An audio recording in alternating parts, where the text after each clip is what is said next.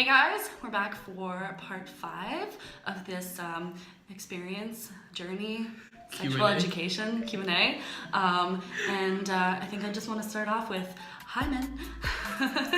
Hymen, see hymen. Yo, you get it from the last video. Okay, so let's get this thing started. We're gonna continue with the Q&As, and here we go. Hey, I'ma stay 100, boy, I won't change. If I get caught up, I'm saying no names. Saying no names, you know I will never change. Go ahead. Welcome back to another video. Make sure y'all subscribe, like the video, and yeah, just gonna answer the last questions from the last video. Yeah, so in the last video, over here does not know what a hymen is or Please what it looks educate like. us. So it's basically, again, this is for people who are born with one or have experienced like popping their cherry kind of thing. It's actually just like a thin, it's like tissue paper. That's how thick the skin is. And it's just a thin layer on the inside of your vagina. And it just like, some people are born without it. And that's perfectly normal. Like, I don't even know if I was born with one because the first time I had sex, it never popped and I didn't experience like blood loss. I didn't pop afterwards either. No, so I don't know if it happened like when I was younger, when I was playing sports, the first time I put a tampon in or anything like that, like I mentioned in the past video. But no, so it's like, it's a tissue paper thickness of skin, and it just like, when you have sex, sometimes for people who haven't broken it in the past or who weren't born without one and that actually have the hymen intact, when they lose their virginity, basically kind of like it's the penis pushing through this tissue paper of skin, and it like, it's kind of like it tears, but it's not like painful. Yeah. A lot of people that I know that have experienced like getting their cherry popped, whether it was in sex or like in sports or something like that, they said that it wasn't painful. Not to say that a lot of people don't experience pain in the first time that they have sex, but from the people that I have talked to that have had their cherry popped, when they lost their virginity, they said that that wasn't painful. Yeah. Usually what they say that the most painful part is like that they're not used to like the girth of a penis kind of thing, and that hurts if you don't use proper lubrication. Oh wow. Oh wow. Oh wow. Or if you don't warm them up first kind of thing well enough. Like foreplay. Yeah, like foreplay. It's super important, guys. Okay. Oh yeah, so I guess a pro tip is like, if this is your first time, definitely have a blanket or something to put under you guys. You mean in case like your cherry pops? Yeah. Oh, I would say like a towel. Yeah. And then that way, like if you guys use lube, which you probably should for your first time, just like a pro tip, obviously, put like a towel underneath, and then you can like wipe your hands off after you like lube up the dick, or your vagina, doesn't matter.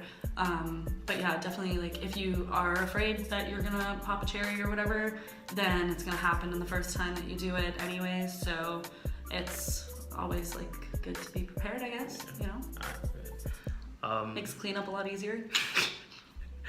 Does body count matter? I don't know. For me, anyways, like as long as I don't know the guys you've slept with, I don't really care. Why?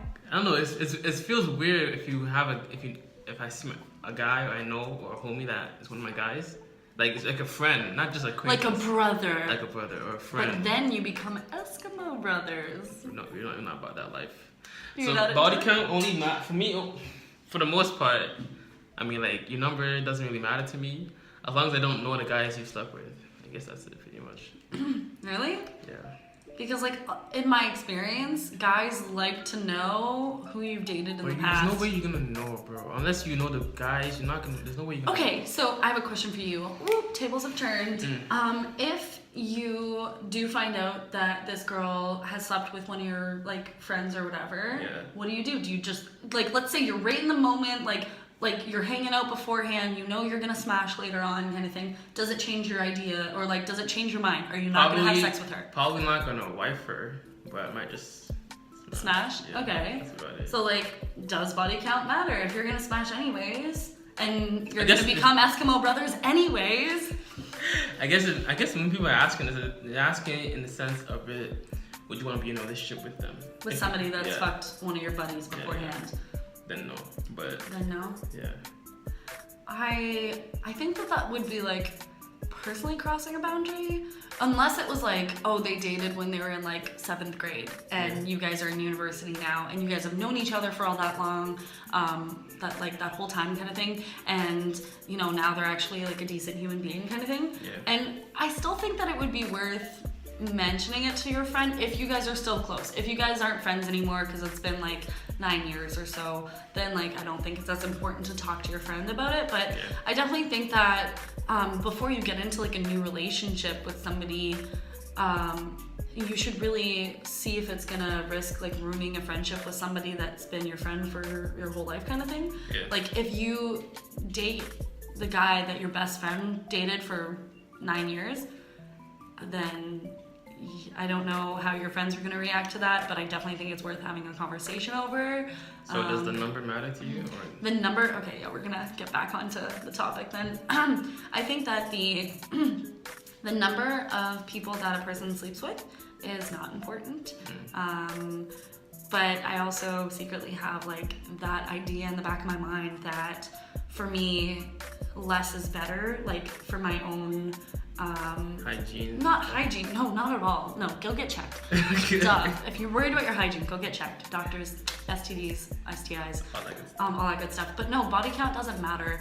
Like, of course, if they're not being safe and they have like 70 partners kind of thing, and they're having unprotected sex with all of them, then yeah, I would definitely be worried. That would stop me. I'd be like, no, we're not having sex. You're going to get fucking checked at the clinic tomorrow. And if they were like, oh, I'm not going to get checked, then I was like, well, then you're not getting sex. Like, that's basically how that's gonna go. That conversation's not gonna end well for you or your penis. But no, I don't think body count matters. As long as you're, you know, being safe and being honest. Like if somebody has a question for you, don't lie to them. Don't say like a lower number just because you're ashamed. Because if you're ashamed, then smarten the fuck up and stop making bad decisions. If you're ashamed of your body count or whatever, like your kill count, then, you know, don't be ashamed and, you know, fucking go on and fuck your life and like live your life.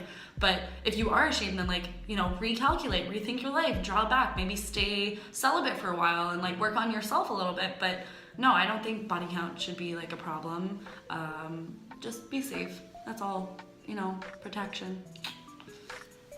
Have you had a sexual encounter with a female? Have I had a sexual encounter with a female? Yeah. Me, I don't know, have sexual encounters with guys, okay? That wasn't the question. But I mean, like, guy. No, you've never kissed a guy before, not even truth or dare? That's a sexual encounter. Okay. Nah. You've never. You can answer the question though. You've never kissed a guy before? Nah. Okay, I've always been curious. Locker rooms, is that considered sexual encounters? Nah, cause we're not touching each other. Well, you all take one shower together. That's a fucking sexual encounter. It's not like. Does anybody actually pop a boner in the shower and that's a sexual encounter? I've never heard of one. Have you ever popped a boner in the shower surrounded by a bunch of guys? Nah. Maybe. Nah. No? Okay. No yes, I've had a sexual encounter with the female gender. Ooh. Moving on. Okay. How do you bring up spicing things up with a partner? Spicy things up? Yeah, spicing, like making things spicing things up. Spontaneous. Hey babe, I want you to stick this up my ass. No. I'm totally kidding. I mean, you can. Depends on what kind of relationship you have with that partner.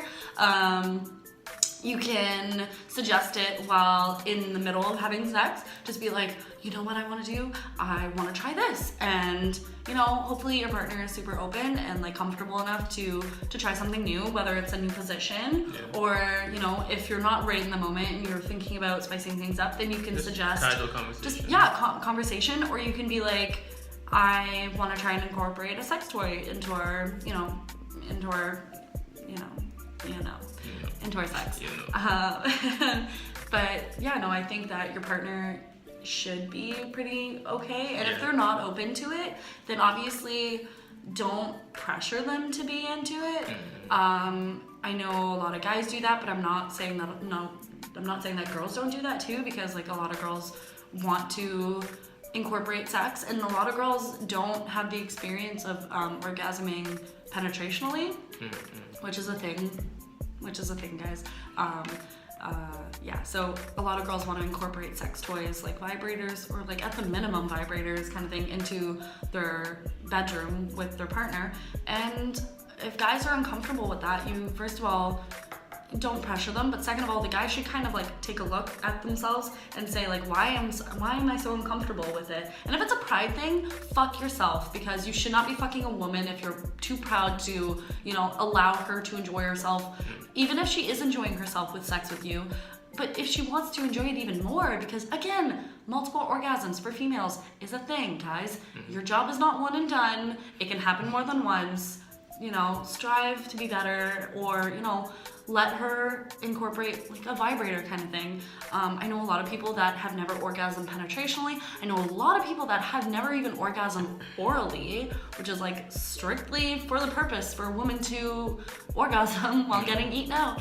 But, you know, let it happen if you're comfortable with it. If you're not comfortable with it, check yourself, because your pride might be getting in the way. And you know, if it's something that they're like physically or like, you know, not down for, then don't push them for it, because you might be pushing them away. But at the same time, if you're not enjoying your sex life and if they're refusing to like make any changes to it kind of thing, then you might be in the wrong relationship. Boy, that escalated quickly. That might be something to think about, you know, if you're not satisfied and they refuse to try and do things to help satisfy you, then you really have to look back and say like, am I able to live with this? Because like, I always think, you know, I want to marry this person. That's my concept, that's my mindset when I'm going into a relationship. I don't date for fun, like, girl, don't play games. But no, I definitely like, I date for the long-term idea that you know, dating is eventually going to flourish into marriage, hopefully, if everything goes well. So are you going to be able to live with not being satisfied for your whole life while you're married? Like, is it worth it? You might not be in the right relationship. Shit. Yeah. Alright. Yeah. That concludes today's video. Yeah. Look out for it. Was it part 5? Part That was 6? part 6 next. Part 6 next? Yeah. Alright. I'm going to go change my clothes because he already changed his. Alright, God bless. Much love. Peace and joy. Bye, guys. Namaste. And if it doesn't feed you, don't water it. And have sex. Safe sex. There you go. There you go. Rock Mason Margiela, Yves Saint Laurent sweater. I'm the youngest undefeated, call me Mayweather. $50 just got paid for a show. They call you your bro, but they